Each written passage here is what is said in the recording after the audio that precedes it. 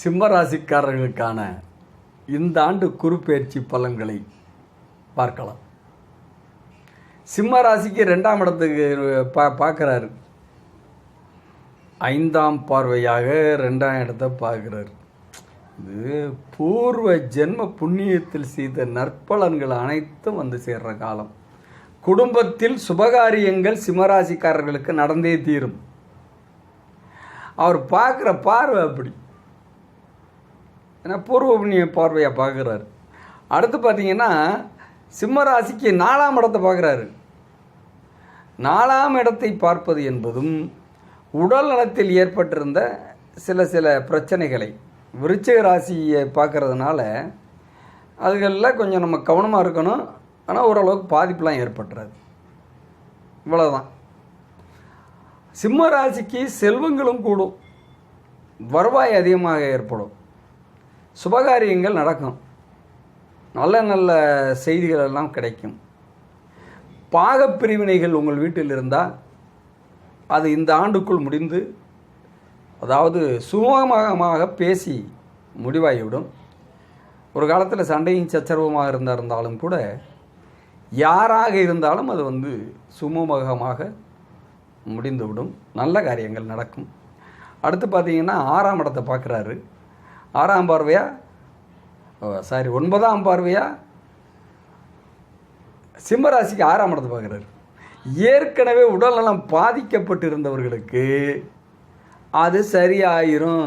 ஒட்டுமொத்தமாக சரியாக போகும். இந்த வருஷத்துக்குள்ளே அவர்கள் பழைய பலம் வந்துடும். பொதுவாகவே சிம்மராசிக்காரங்களுக்கு கோபம் அதிகம் இருக்கும். இந்த கோபத்தை விட்டுட்டாங்கன்னா அவங்க மாதிரி உலகத்திலே நல்லவங்களை நம்ம பார்க்கவே முடியாது. ஆனால் அவங்க சாமானியமாக கோபத்தை விடவே மாட்டாங்க. எதுக்கெடுத்தாலும் கோபம் வந்துடும் அவங்களுக்கு. அதுவும் குறிப்பாக மகம் நட்சத்திரமாக இருந்தால் அவங்க யார் பேச்சையும் கேட்க மாட்டாங்க. ஏன்னா அவங்க எடுக்கிற முடிவு சரியானதாக தான் இருக்கும். ஆனால் அனுசரித்து போகணும்.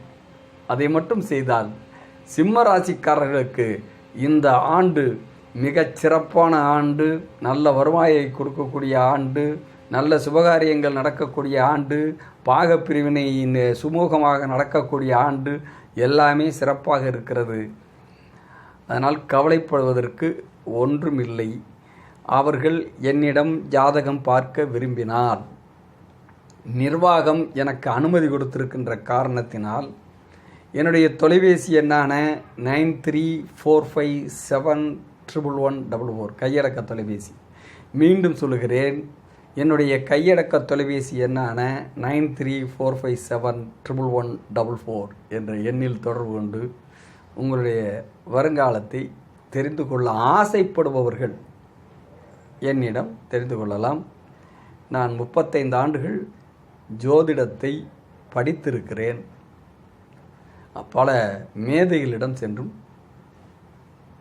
கேள்விகள் பல கேட்டு பதில்களை பெற்று அதை பற்றிய ஓரளவுக்கு புரிதலோடு இருக்கிறேன் என்ற காரணத்தினால் விரும்புபவர்கள் என்னோடு தொடர்பு கொள்ளலாம்.